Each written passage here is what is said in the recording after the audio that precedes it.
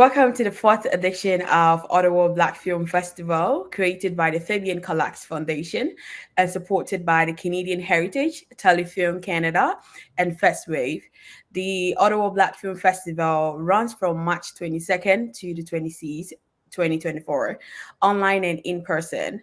You can find the complete program and grab your all access pass in person and online, and individual tickets are on sale at ottawablackfilm.com.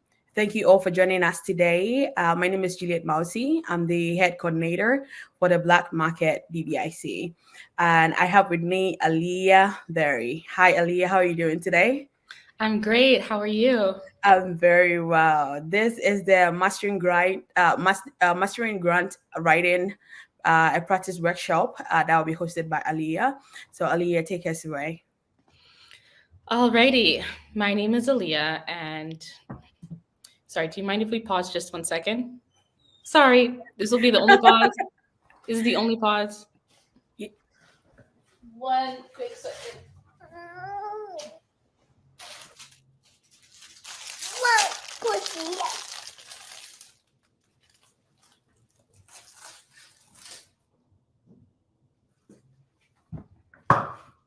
Okay, only pause is done. Okay, go ahead.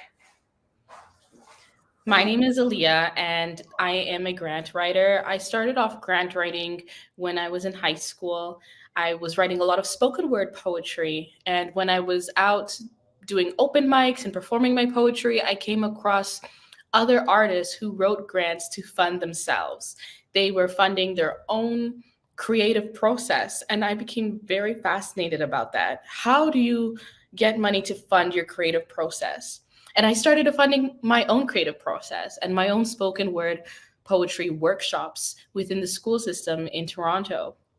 And that's how I started grant writing.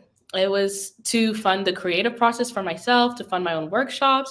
And then I started writing for other people, for nonprofits, and then going behind the scenes and started distributing funds. So I worked for the Canadian Red Cross, the Unison Benevolent Fund. I sat on many juries for grants, and all of that gave me a wealth of wisdom and experience into grant writing, which is hopefully what I can share with you today. Well, we're very excited to have you today to teach us how to write grants. I feel like we here in Ottawa are very, very lucky to have you. So please, from this time going, just show whatever you have to show and then teach us whatever we need to know because we're eager to hear from you. Okay, thank you. So now I will present my screen. Present share screen. Window. Okay, so do you see my screen? Do you all see my screen? Yes, we do. Okay, do you see me too or just the screen? Yeah. So we see you and we see the screen. Okay. So here's my Instagram, aaliyah.suviana. And that is my email there if you wanted to reach out to me. Let's talk about grants. So anyone can write grants. I'm a big believer in empowering people to write their own grants because it's just a matter of tapping into your storytelling skills, writing a very coherent message. 1 second, Aliyah. Your screen is a blur. The recording screen, the one that you're sharing. Yes. Oh, really? Oh, here we go. It's now. Yeah, it's on now. Okay, but now you can see the whole Canva thing, right? Yeah. Okay, hold on. Let me maybe take off blur background. Yeah.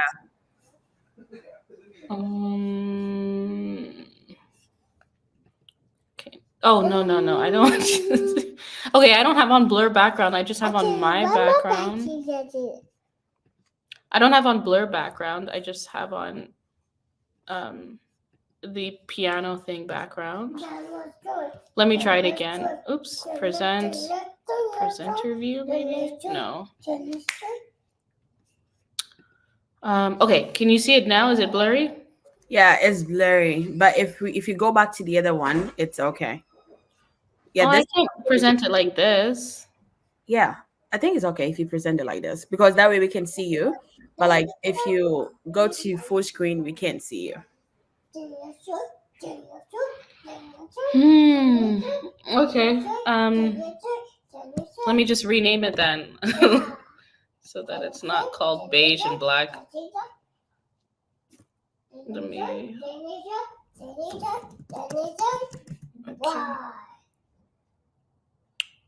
Okay. Okay. Okay. Okay.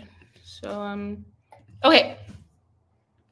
So anyone can write grants. Is so I now that we cut, we Mm-hmm. have to start back from a decent place so that they can edit it properly, right? Yeah, yeah. So I Okay. mean, when you're ready to go, go. Okay, give me a second. Yeah. Sorry, give me a second.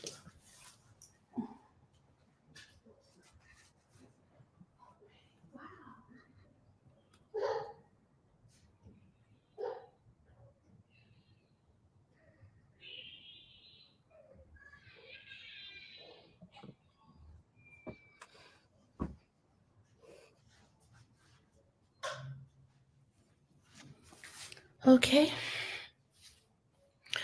One, two, three, going. Anyone can write grants. I am a big believer that anyone can write grants. It's just a matter of tapping into your storytelling skills. I believe in empowering people to write their own grants because a grant is not about, grants are not always about the eloquence of speech. It's about the passion about what you're trying to do, the project that you're trying to put on. What is your unique edge for this grant?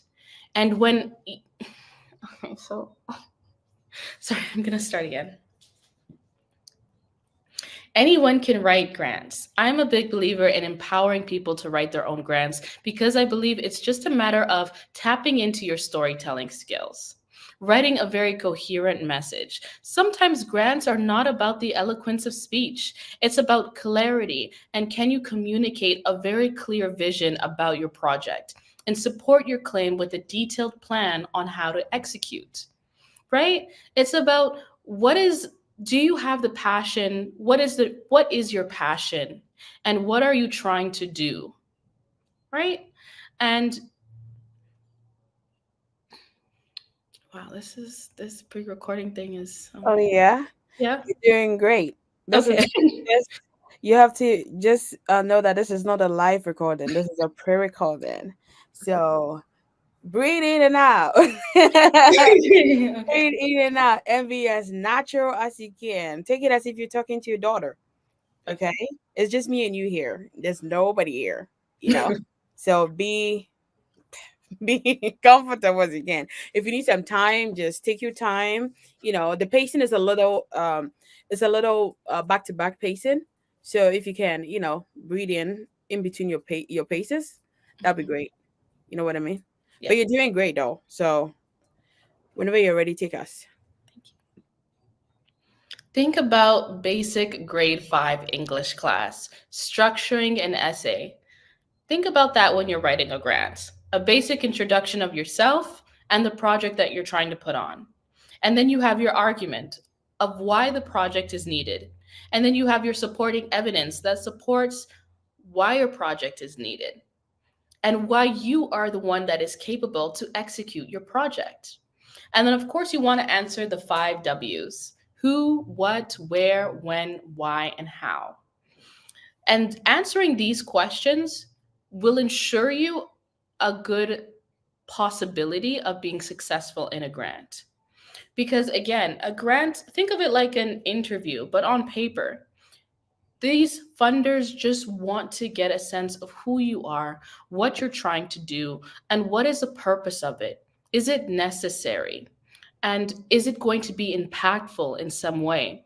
And that's why you have to tap into your storytelling. And that's why you have to tap into your storytelling skills because there has to be purpose behind the project. And there has to be some type of connection, some type of passion behind what you're looking to do so that so that they can ensure that there's an impact that will happen somewhere. Okay? So let's start with research. It's important that we have it's important that we have tools to research a grant. Sorry.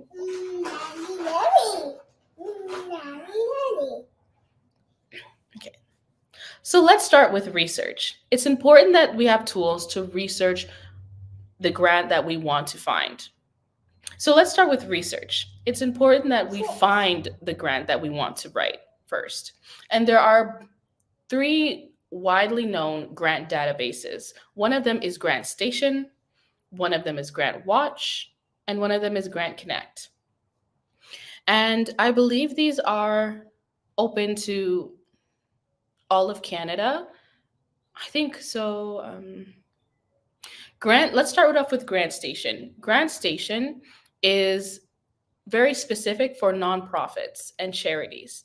And if you have a nonprofit, and in and if you have a nonprofit, I believe you can get a discount from Grant Station if you're partnered with TechSoup. TechSoup is a I don't know how to describe TechSoup. TechSoup is a digital. Okay, well, forget that.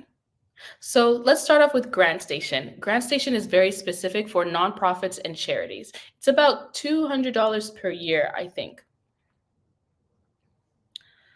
Okay, we can leave that out. Grant Station. Let's start off with Grant Station.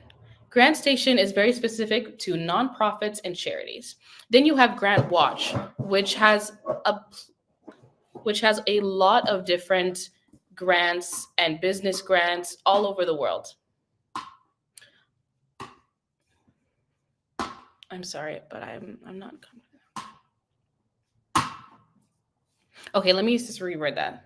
Let's start off with Grant Station. Grant Station is very specific to nonprofits and charities. Then you have Grant Watch and Grant Connect. And all of those you can use in any part of Canada. You'll find things that may connect.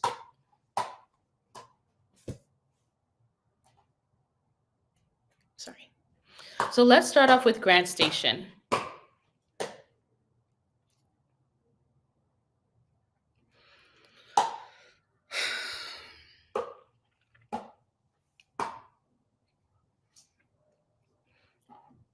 So let's start off with Grant Station.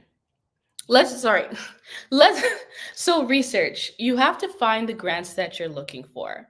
There are three widely known grant databases. You have Grant Station, Grant Watch, and Grant Connect. And also, it's very important that you subscribe to relevant social media channels and email lists for more information.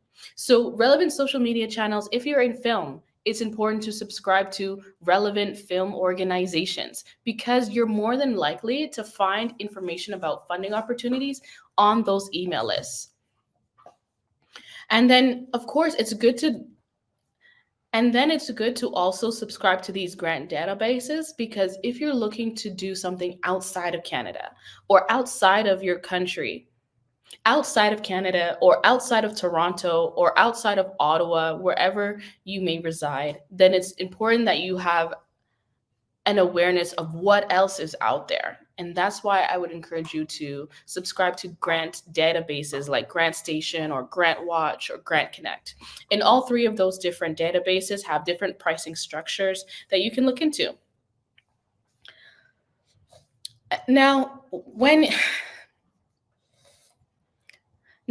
you go onto those databases, when you're on social media and you find there are so many different grants available, you may want to keep a grant calendar so that you can keep track of all the grants that you're coming across and their deadlines.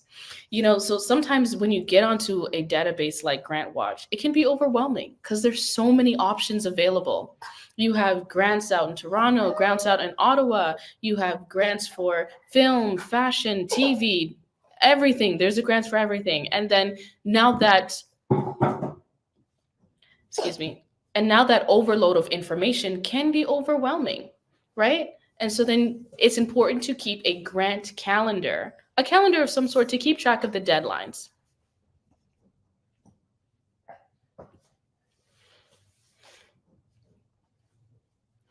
So now you found the grant that you want to apply for, and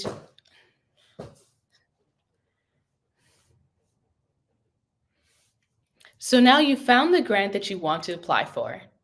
Now it's important that you have a clear mission, vision, or objective. Sorry, I didn't really like the way I said that. So you found the grant that you want to apply for. Now it's time to make sure that you have a very clear mission or vision or objective of what you're applying to. Um, so now you found the grant you want to apply for. Now it's important that you have a very clear mission, a vision, or objective of what your project is about. It- so, sorry.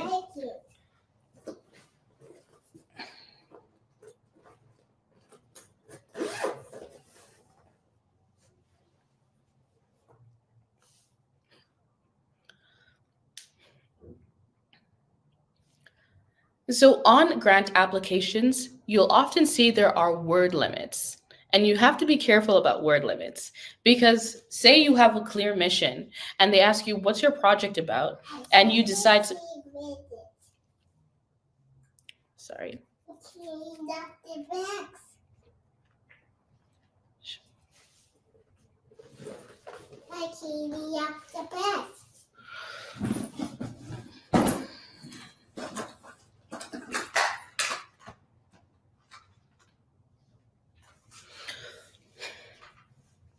So, on a grant application, you may find that there are word limits, and you have to be careful about word limits because, say, if you have a very clear vision, and then you go on and on to answer the question about what's your project about, and you realize that you've written a very detailed and lengthy answer, which is good.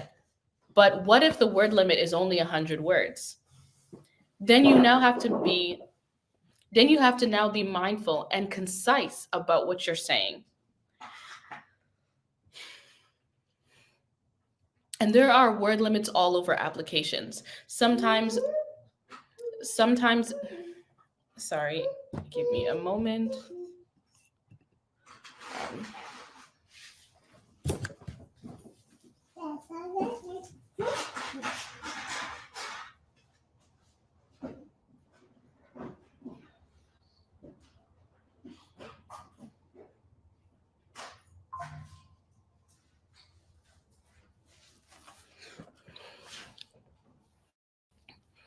okay.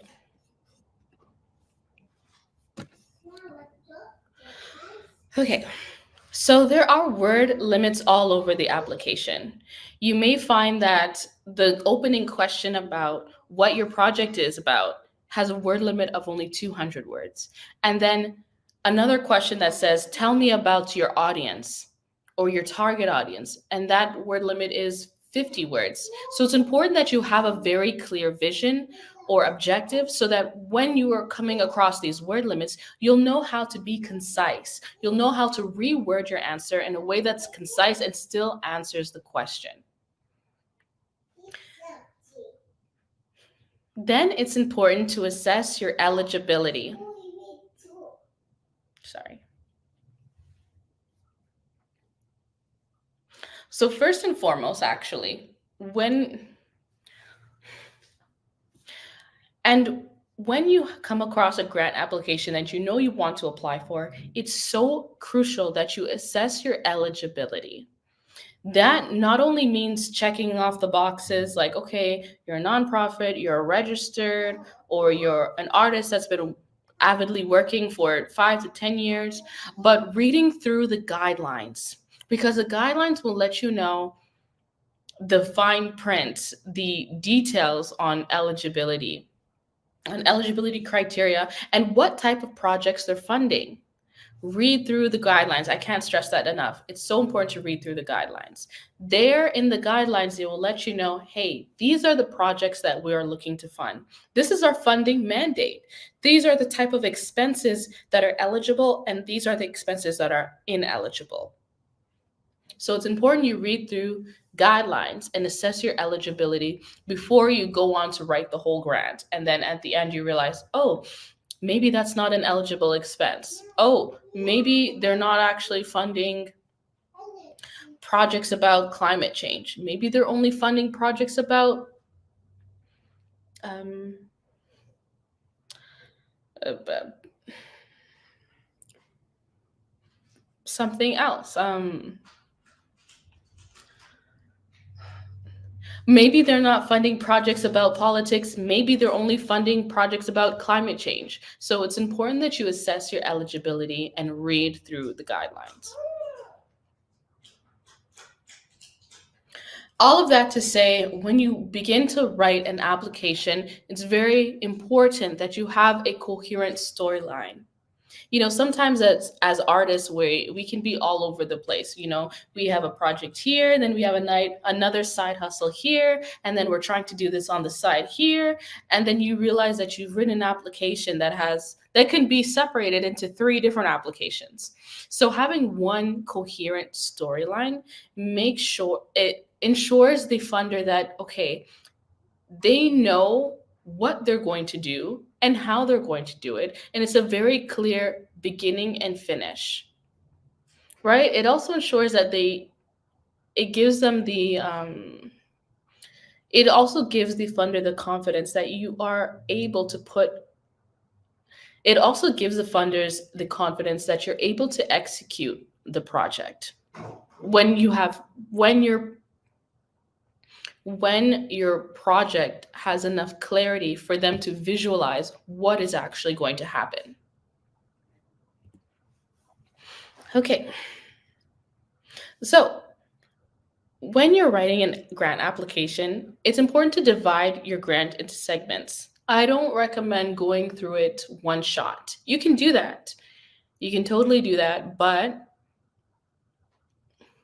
it would be good, but it would be better to refine each segment. So here are some common segments that occur in a grant. You have your project information section, which typically is a section that will ask fundamental questions about your project. Questions like, what is it about? Who is it for? Who are you? Right? Sometimes they will ask questions about your background. How will your project be impactful? Where is your project taking place? So basic fundamental project questions will usually occur in the beginning in the project information section. Then you'll come across things like a marketing plan or outreach. And typically this section is where you will describe, let me see if I can zoom in actually. Oops, not too much. Zoom in.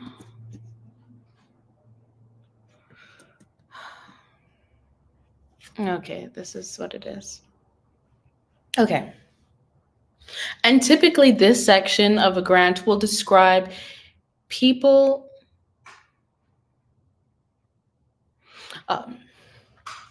and typically this section of the grant will describe typically how people will get to know about your project. In other words, you have this project, but how are people going to know about it? The outreach. Is there some type of outside community involvement with your project? And it's important.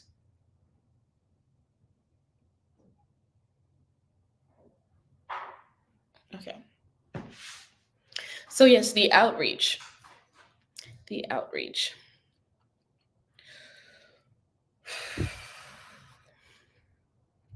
So outreach and marketing, how will people know about your project?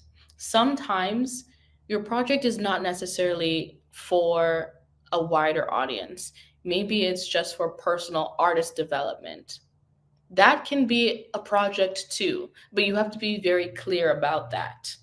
If your project is only for artist development, for you personally developing as an artist, then that has to be very clearly indicated. If you're planning to put together a documentary, then that raises the question, okay, well, how will people know about this documentary? Who is it for? How are you going to reach people with this documentary? There has to be some type of purpose, right? And that's where marketing and outreach come into play. Now, some granting organizations have a completely different stream just for dissemination of the project. So sometimes you'll have a grant for research and creation, and then you'll have another stream that is just for disseminating that project. So again, this goes back into the research and researching what grant works for you and what stage you're at in your project. No, you don't always have to have a brand new project to write a grant. Sometimes, so again, with that so again, because some grant organizations have a stream just for dissemination, then if you realize that, oh, I already put together a documentary, I just now want to market it, then you can apply for that grant of just dissemination, just marketing it, submitting it to film festivals and other things of that nature. When you're doing a marketing plan, now it's up to you how thorough you want to be. A marketing plan, again, the more detailed and clear and thorough you are in your application, it helps paint a very clear picture to the funders to say, okay, I can see how this will be executed. And you want that. You want the funder to understand very clearly from beginning to end and visualize how this whole thing will play out. When you're doing a marketing plan, it's important to consider a pre-release phase. Pre-release, so you have your section of content, or if you're doing Instagram or if you're doing any type of social media, something that leads up to the release. And then you have your release phase of, okay, this project is now finished, it's completed. And then your post release, your feedback, right? Your follow-ups, your post project type of wrapping up. And all of those phases are important to keep in mind when you're writing your marketing plan.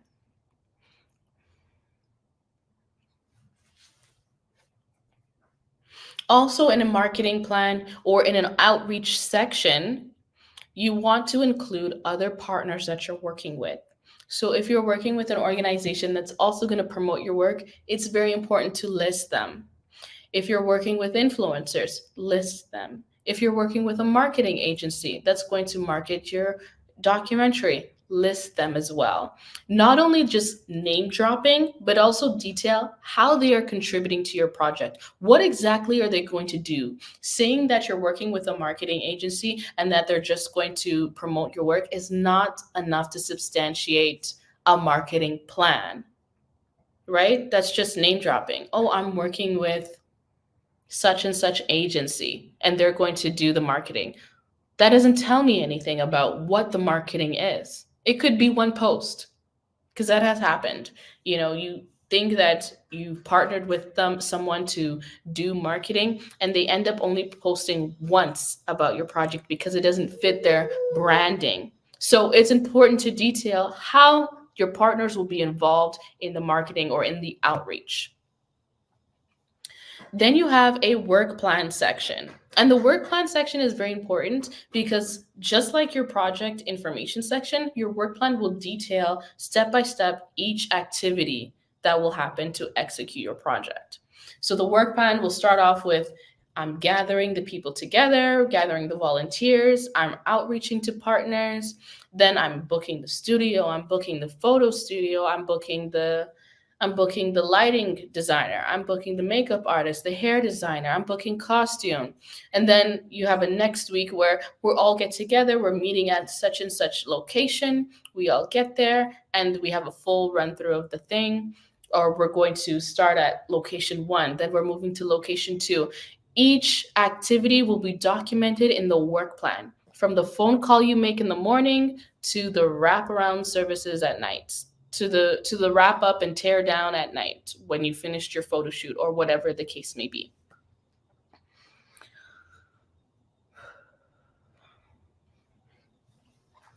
Now, depending on your project, you can even add in a curriculum. So, when I say curriculum, this will only pertain to someone who's running an actual program. So, if you are a photographer or you're a videographer and you decide, hey, I want to work with youth and I want to teach youth about how to video or put on a documentary, right? So, in that sense, if you're writing a grant for a youth program in that sense and you're a videographer, then maybe you would want to include a curriculum. This is what the youth will learn from week 1 to week 2 to week 3 to week 4. On week 1, we're taking shots. In week 2, we're scouting locations. In week 3, we're working with set design. And so when you have, including, now this is in addition to having a work plan. Again, your work plan is the whole project from beginning to end, and your curriculum is if you are, again, like if you're working with youth or doing some type of programming, it's what they will learn from beginning to end.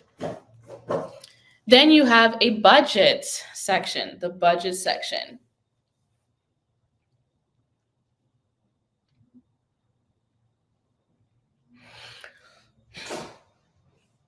So in the budget section, this is a part of, sorry. So in the budget section, this is the section where you want to detail all of the project expenses from start to finish. So project expenses like everything so this is important that your project information should reflect in your budget and should reflect in your work plan. And your budget should reflect in your work plan and should reflect in the project information. Everything is one coherent storyline. So if you mentioned in your project that, hey, we're going to stop off in Nova Scotia and visit Black historical sites. But then in your budget, you don't mention anything about a plane ticket. You don't mention anything about a bus fare. You don't mention anything about even going to Nova Scotia. Then again, that is a red flag and it's not a coherent storyline. Or if in the budget you say we are going to have a $10,000 expense to buy a crane, a video crane, or I think they're either called cranes or kites. And then in your project information, you don't mention anything about using a crane to shoot any type of music video. So then again, it's not one coherent storyline. The budget should reflect everything in the project, everything in the application, in the work plan. So it's good to have them side by side and look through your work plan and say, okay, I was making calls to the studio. Did I put the studio in the budget? I was working with this project manager. Did I include the project manager in the budget? I was working with this, and so on. I was working with this lighting designer. Did I include the lighting designer in the budget?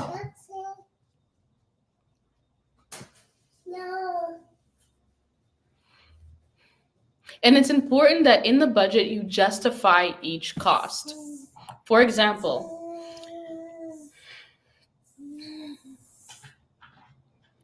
and in the budget, it's important that you justify each cost. So, for example, if you put in the budget that the makeup artist is going to be paid $67,000, I know that's extreme, but say that's in the budget, $67,000 for the makeup artist. Then you have to justify why the makeup artist is being paid $67,000 as opposed to the costume designer who's only getting paid $20,000, right? Maybe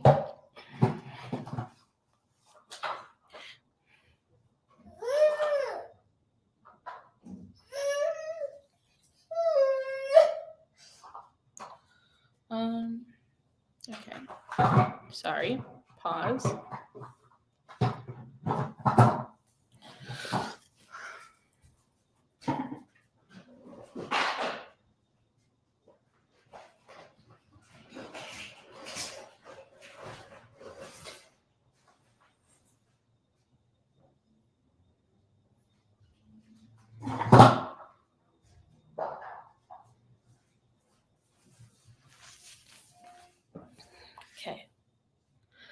So maybe you want to just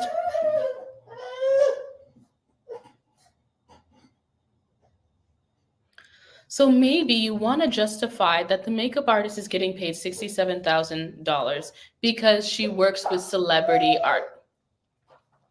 I'm sorry. So maybe you want to justify that the makeup artist is getting paid $67,000 because she's a celebrity makeup artist. She works with other celebrities. Not only that, but she's spending more time on set doing hair and makeup than any other person who's working on that project. How do you, so again, justifying, you have to be very detailed when you're doing that so you have to be very detailed when you're doing that justification, right? So you're going to put the makeup artist is getting paid $30 per hour for 67 days. Actually, hold on.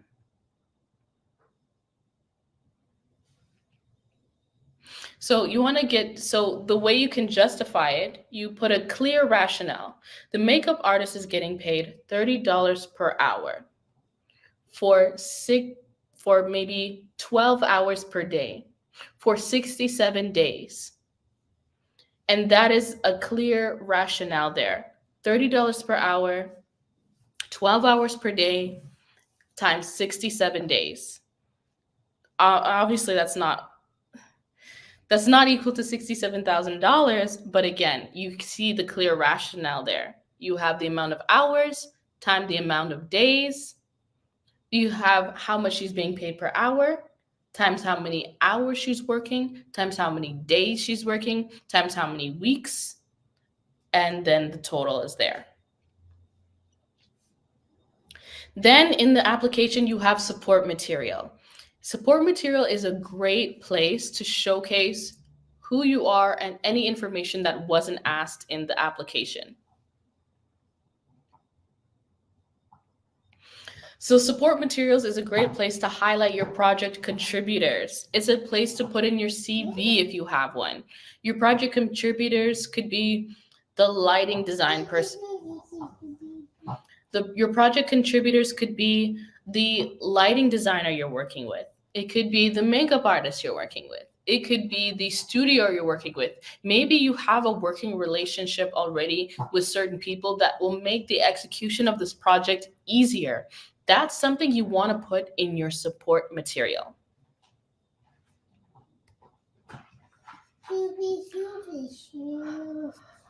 Okay. Oh, okay. I already talked about. So this is done. Okay. Last slide. So in the end, the most important thing you should walk away with is that there are a lot of grants available, and anyone can write grants. It's just a matter of tapping into your storytelling skills. Now, what I want to encourage those of you who are developing as artists, who are developing as filmmakers, is to seek out micro grants. The reason why micro grants are important is because Abigail, please. The reason micro grants are important is because they're super easy. The reason micro grants are important. The reason micro grants are important is because they're super easy. They're so easy to write. They usually just ask your name, what are you passionate about, what are you trying to do, and what's the budget. Micro grants are very useful to someone who's developing as a filmmaker or developing in any artist field that you're working in. It's a chance for you just to explore, to try something different, to try something new. It's less pressure. So if you're a filmmaker, it's your first time making a film, you want to try a micro grant that just allows you to explore that creativity. Or if you're an artist in any other industry, you want a chance to just explore maybe a different style of writing. a different style of recording, a different style of singing. Micro grants are good in that they allow you to explore something different. Again, micro grants are usually from 5,000 and under. So it's not a lot of money, and again, it's a great way to explore something. Alrighty, that is it for me. And I hope I shared something that I hope I was sharing, and I hope that I shared something that was relevant and that was useful to you.